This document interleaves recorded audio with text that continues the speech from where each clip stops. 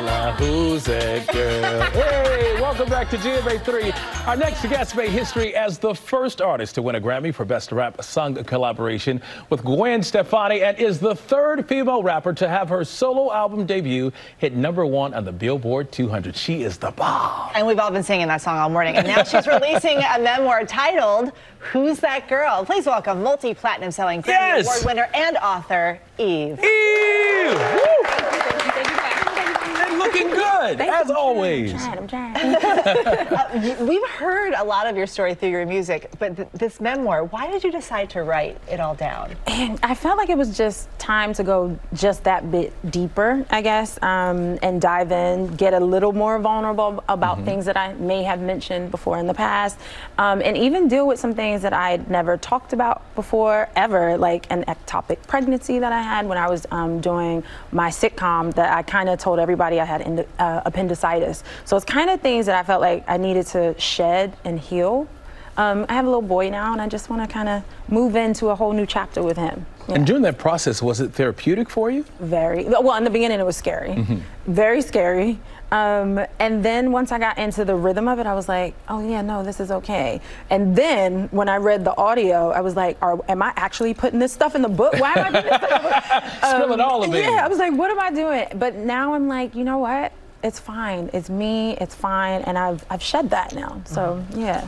You talked about your complicated path to motherhood, and I'm always curious, how did that change you? Oh my God, in every way. Everything I think about is through his eyes, in the way, if that makes sense. It's like he is, every decision I make is based on him.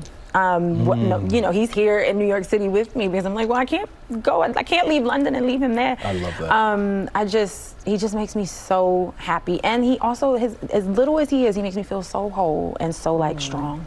Love that for you. And you've accomplished so much, but you came up during a male-dominated industry, and sometimes you were the only woman in the room. How did you navigate that all? I've always been a tomboy, so that helped. I'm also from Philly, so that helps. Shout out to the girl from Philly. That helps. But yeah, I mean, and I have to say, I was very lucky because I came through the Rough Riders who protected me, respected me, and allowed me to be who I was. I was probably the most protected woman in hip hop for a very long time because I was with them. So I was very lucky when it came to them. But in boardrooms, that got a little crazy when it came to decision making and things like that. But other than that was great. Yeah. Any advice for women?